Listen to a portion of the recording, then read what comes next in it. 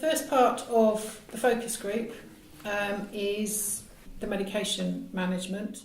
I was initially diagnosed with a prolactinoma at 19. I was commenced onto Acromegaly as a first form of therapy, and the side effects were not good with that. It actually did reduce my tumour size slightly, but then it sort of seemed to stop doing what it needed to do, and then I started to experience worse side effects. So I experienced quite a lot of nausea. The headaches still continued. The biggest thing for me was it affected me psychologically. So I almost experienced like psychosis in a sense. My mood swings were extreme. And I hit really bad depression to a point where I did then commence onto antidepressants, and it all just was not good. I brought myself off medication without telling anyone, and about 6 weeks later I felt amazing, weirdly, even though I still had this pituitary tumour. At that point then, it was agreed that I wouldn't go on Acromegaly again. It wasn't the right treatment for me, and they just carried on monitoring for a little while. What I think is that I probably was always producing growth hormone, and that it was always dual secreting, but the Acromegaly probably, I'd say, limited some of the growth hormone and the symptoms of that. So probably a period of time after, so not being medicated at all, I then started to experience the symptoms of acromegaly. Usually I was told the first line of treatment with acromegaly is generally surgery, but they did want to try and see if they could decrease the tumour size to make it easier to have surgery, because they'd avoided surgery up to this point because of my age and the risk of fertility problems. So I then commenced onto Radiotherapy, the somatoline autogel injections, the 60 milligram, and that was on a monthly basis.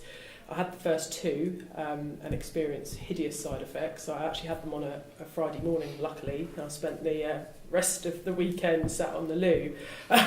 Not nice. So it was, and just severe sort of like stomach issues.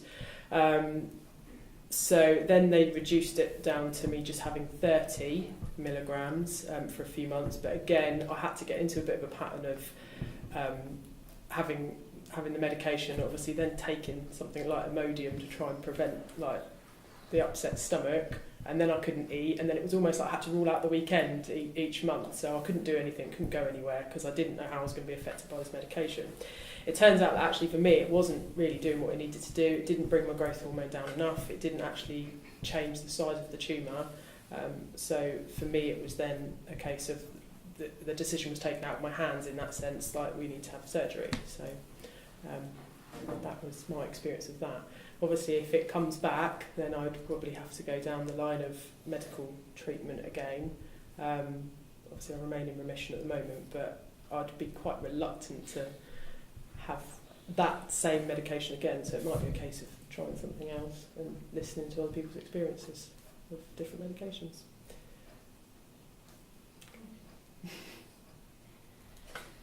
Right, shall I say? When I was diagnosed in 2009, I was immediately admitted to surgery, and post-surgery I still had a raised growth hormone level slightly, so they started me on the octreotide on a small dose, but over the time that dose had to be increased up to 30 milligrams. Side effects were minimal. I was very lucky with that. There came a time when I wanted to do some travelling, and I'd already tried to travel with the octreotide LAR injection and caused all sorts of problems at the airport. So the second time I decided to do some long distance travelling, they started me on the Acromegaly, but again that didn't suit me very well. I just took it for a few months while I was away, and when I couldn't have my octreotide, then I went back onto the octreotide. It still wasn't controlling the growth hormone, so I agreed to try a London drug trial for the Radiotherapy, because the adenoma had grown. And nearly took me into diabetes. So I had to come off that. It wasn't doing any good, and I was readmitted for further surgery. So that's I'm now back on the octreotide because following my most recent surgery, the levels are still high. So I've gone on and had other treatment as well. We're just hoping that the octreotide will hold me until the other treatment kicks in. Thank you. Mm-hmm. So, from a medical management of acromegaly, I didn't receive any treatment prior to surgery.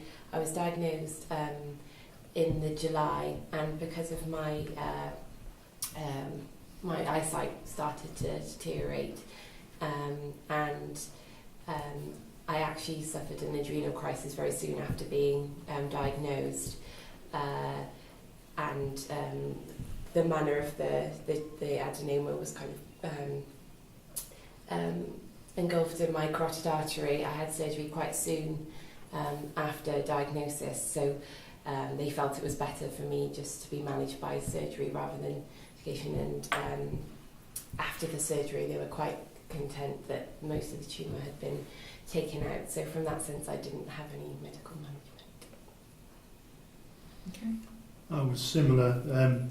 When I was diagnosed 2001, I was recommended for surgery straight away, which was then booked in a couple of months later. After the surgery, regular tests determined that I wasn't in need of any replacements or any medical management. So, touch wood, I've continued just with the addition of the testosterone supplement about 3 or 4 years after surgery. Okay. So, very fortunate. Thank you. Absolutely. So I actually, as I think I said earlier, I was taking cabergoline prior to diagnosis of a pituitary tumour because I had slightly raised prolactin. Periods had stopped, was trying to have a baby, that didn't help. So I had been on cabergoline for a number of years, very small dose, fortunately. Didn't have any bad side effects with it at all. I've been on it probably for about 14, 15 years or something like that now, probably. The cabergoline I did increase the dosage at some points once my growth hormone got out of control, and eventually got up to about 2 milligrams per week. But then I had some, I don't know if there were really side effects or not, but I'd stopped taking the cabergoline for a period of time because I felt like my heart was racing and things. We're never sure whether that was due to that or not, so I stopped taking that. And then when I did start retaking it, I have taken a smaller dose and I seem to be okay with that. So, as I say, no particular side effects from the cabergoline. Obviously, it's nice and easy because it's just a pill, you just take it. I then started on the octreotide, the daily subcutaneous octreotide.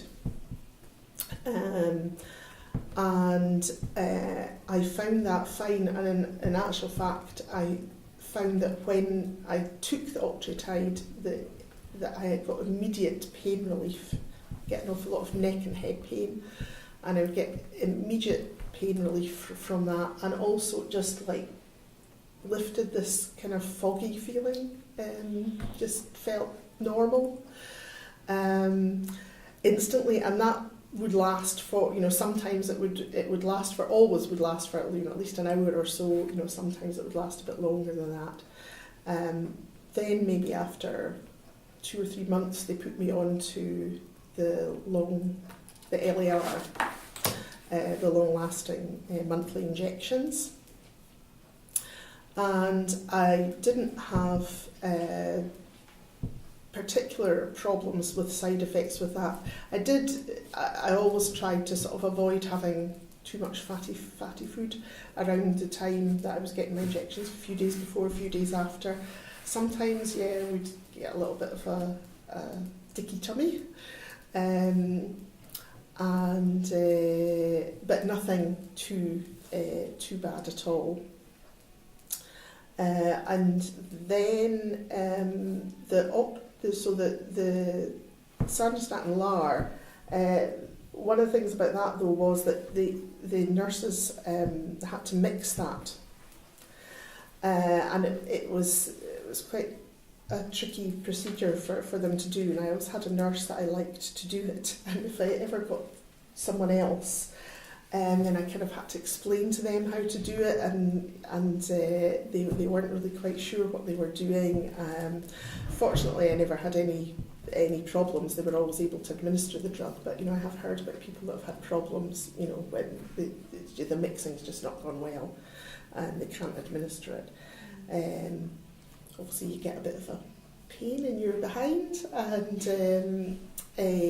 but nothing too serious. I had a few lumps that would last for periods of time, but as I say, nothing too bad. I then was moved on to the Radiotherapy. I think that was principally probably because of cost, because I think the Radiotherapy is cheaper than the octreotide, long lasting. And it's a pre-filled syringe, so that's obviously easier for the nurses to administer. And again, no particular side effects. Now and then I'll get a dicky tummy, and I think it's probably because of the medication that I'm on. It's not even necessarily at the time that I'm taking medication. It's just every now and then. That'll happen.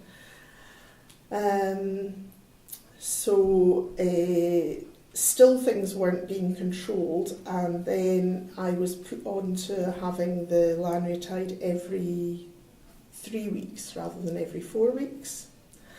Because I was finding that in the 4th week I just was getting an awful lot of pain and tiredness and such like. So I took it more frequently, and still wasn't fully controlling the growth hormone. I had radiotherapy, and then after the radiotherapy I was able to get pegviscement, and that has sort of controlled at one point it was controlling my growth hormone, but eventually I had to reduce I had to stop because my liver enzymes were elevated. I had to stop taking the pegviscement for a while, and my symptoms, that was actually quite scary because it had been so effective at controlling my symptoms. Went back on after a while I went back on the pegviscement, and my symptoms have again improved, although I still have some, but I'm not on as high a dose of the pegviscement as I was before, and I can feel that in my symptoms as well. Obviously the pegviscement is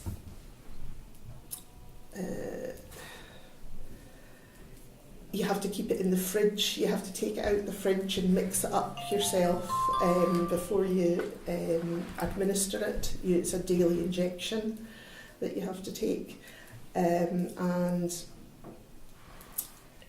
you kind of have to be organised about it. I also don't like to take it when I'm around the time that I've eaten.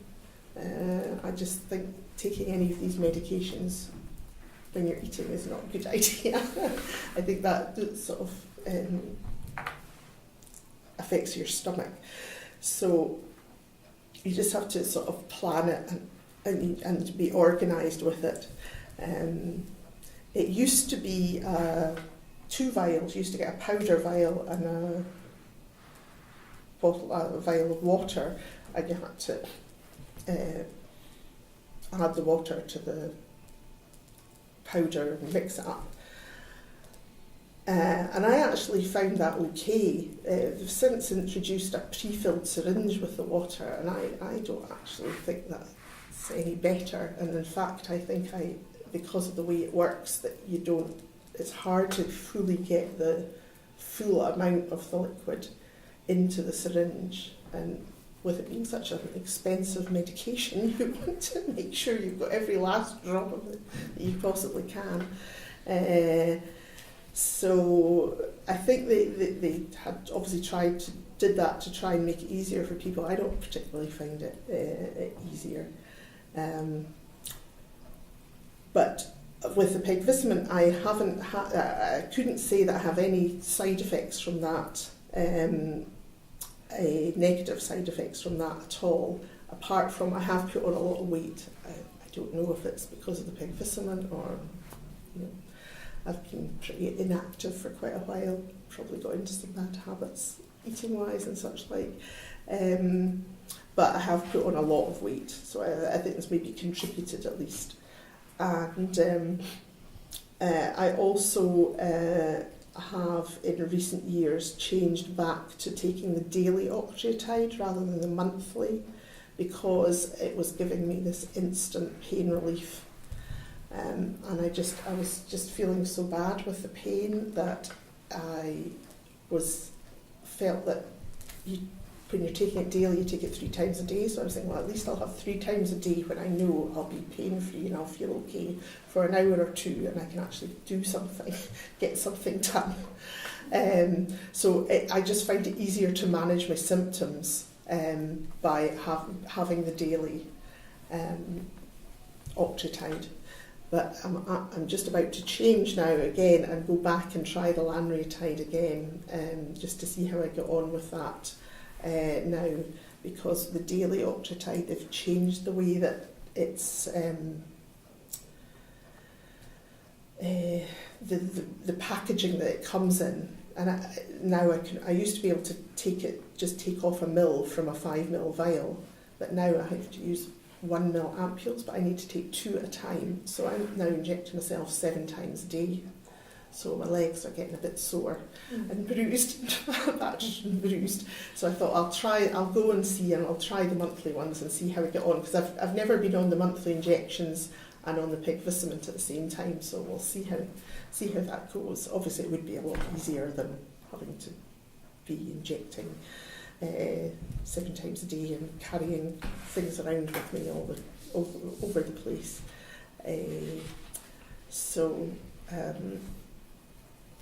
But the pegvisciment definitely improved my symptoms in a way that none of the other things have.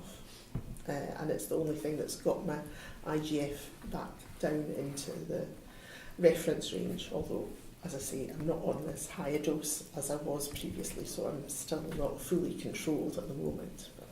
Well, by comparison, I'm very easy to deal with. Obviously, because I was diagnosed so far back in the late 80s, most of these drugs didn't exist then, so it wasn't an option anyway.